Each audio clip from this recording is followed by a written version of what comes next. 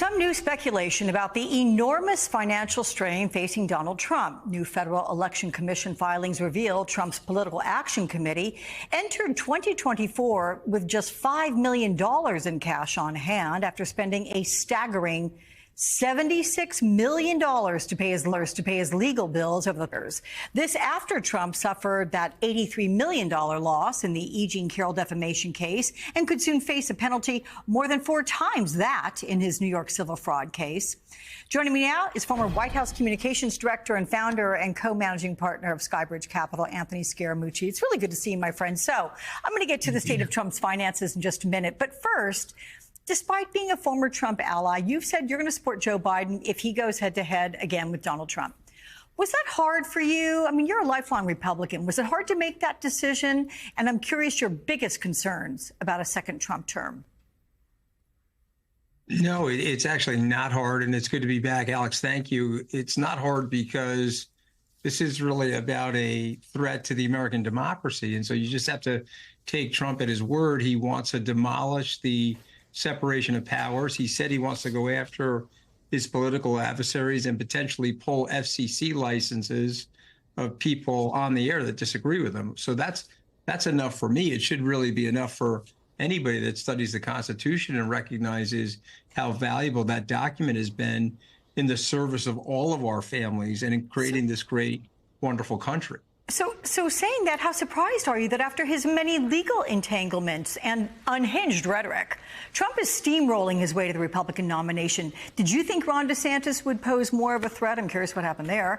And funding challenges aside, should Nikki Haley stay in this race as long as possible? Does she weaken Trump?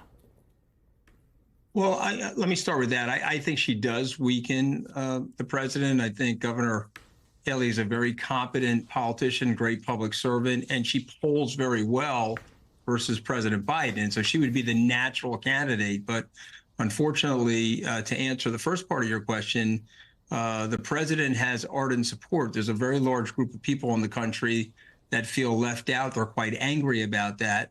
And Mr. Trump is an avatar for their anger. He represents them. He's sort of this orange wrecking ball crashing into the institutions of the establishment that this 20% of the people doesn't like. And I would say to the Biden administration, you have to figure out a way to reconnect those people into the social fabric of America, because it was those people's grandparents or great-grandparents that voted for Lyndon Johnson and FDR respectively. So to me, I'd like to see her stay in the race to weaken him. But this is a money game, and if she runs out of money, it'll be impossible for her to do it. Speaking of money, the question now, can Trump pay Carroll that $83 million verdict against him? I mean, Trump claimed in depositions that his stockpile of cash exceeds $400 million, though one analyst suggested on this broadcast it's actually less than $300 million. Do you expect him to put up the cash? I mean, is he going to have to liquidate assets?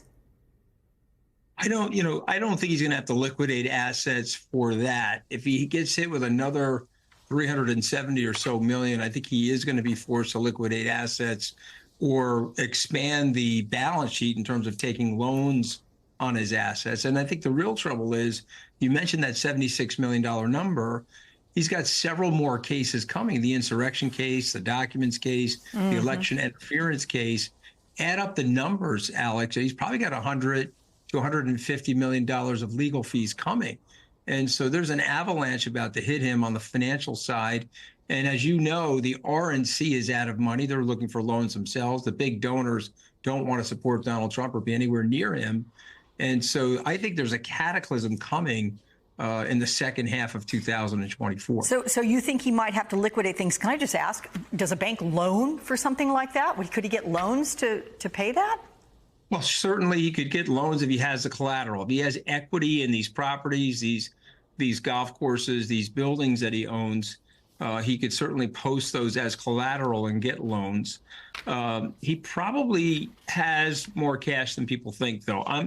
I think it's been exaggerated how poor he is.